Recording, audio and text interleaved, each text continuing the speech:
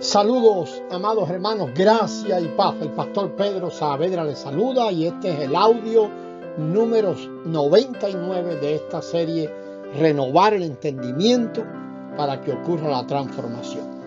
Debemos tener presente que existen las sombras y algo que se llama realidad, y que los términos que usamos pueden dejarnos en la sombra y no dejarnos disfrutar la realidad en la que habitamos. Partimos de que Cristo es la realidad de todas las cosas. El problema de muchos creyentes es que tratan de hacer algo para lograr que las cosas sean reales. Sin embargo, lo que expresan no es real, es producido por ellos. Muchos creyentes tratan de fabricar cierta clase de realidad, tratan de imitar y copiar. Pero esto no es lo que el Eterno quiere. Lo que a Él le interesa es la realidad que manifestemos. Es que su Hijo, la vida de su Hijo en nosotros, pueda expresarse ella misma desde nosotros. Lo que sale de nuestros propios esfuerzos es siempre artificial y fabricado, no es real. Debemos ver lo vano que es actuar según nuestro esfuerzo, según las doctrinas, lo cual lo único que hacen es crear una actitud exterior falsa.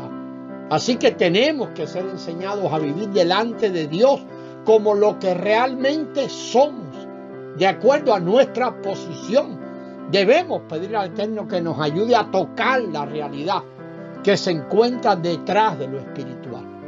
Cuando tenemos mucho conocimiento, doctrinas, enseñanzas, corremos el riesgo de ser falsos, ya que vivimos según esas doctrinas o enseñanzas y no según el Espíritu de Dios. Si andamos según las doctrinas, no vamos a poder tocar la realidad. Un hermano puede lograr una buena conducta nacida de su esfuerzo propio, solo porque se supone que como creyentes debemos hacer o actuar de esta o de otra manera. Y esto no nació en el Espíritu, no es real, no es la realidad espiritual. Podemos ser amables por fuera, muy bien comportados y ganar la alabanza de otros, pero delante del Eterno este comportamiento no tiene ningún valor, porque lo importante es que esa conducta o comportamiento sea nacido del Espíritu y no del producto o el producto de doctrinas muertas y de esfuerzo propio.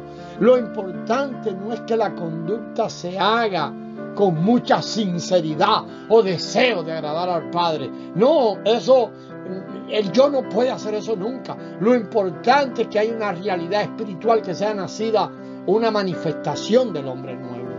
A veces nuestra actuación o conducta es nacida de recordar ciertos pasajes de la Escritura. Por ejemplo, recordamos Mateo 5:39, pongan la otra mejilla. Y podemos pensar que debemos actuar como ese buen cristiano, apegado a la Escritura, y ponemos un gran esfuerzo en la otra mejilla.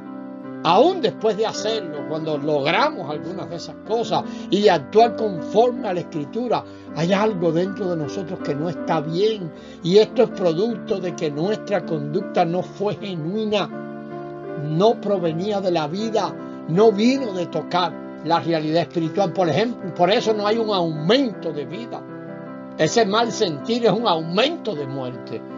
Muchos creyentes no pueden diferenciar entre lo falso y lo genuino, ni entre lo que es de Dios y lo que no es, o lo que viene de la carne o proviene del Espíritu, porque esa es una obra que hace la palabra interior. Esto se debe en realidad a que no han tocado esa realidad, la palabra que mora en ellos.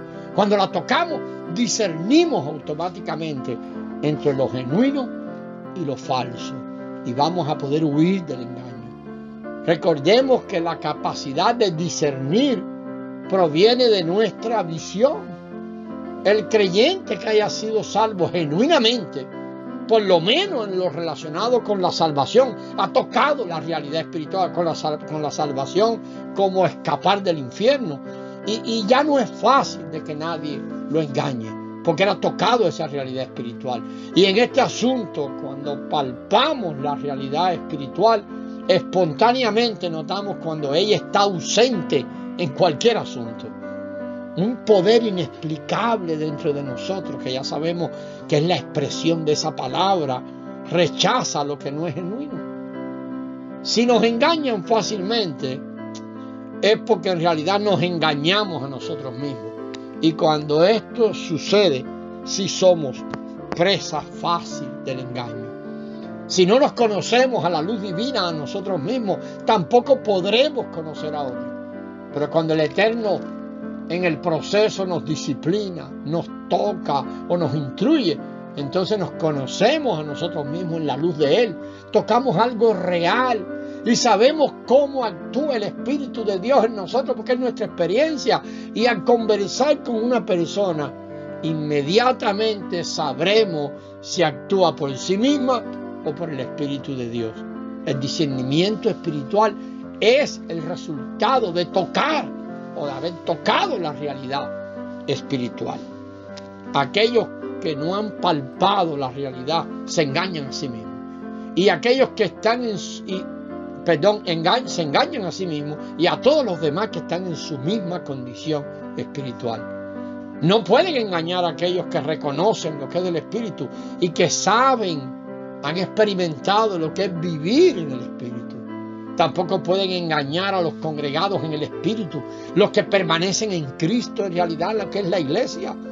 Cuando el Espíritu no aprueba nuestra acción o acción, hermano, y no lo experimentamos allí en el Espíritu dentro de nosotros, debemos confesar nuestro pecado y la falta de realidad o la falta de expresión de la vida del Cristo como nuestra realidad. Muchos creyentes y en muchas congregaciones o en esas expresiones de los 2 o 3 congregados en su nombre, muchas veces hay hermanos que cargan allí a la iglesia, a los congregados con sus pecados y también los cargan con sus buenas conductas. Recuerde, amado, que lo bueno y lo malo proceden del mismo árbol, del árbol del conocimiento. Seguimos con esto en el próximo audio. La gracia del Señor sea con vosotros.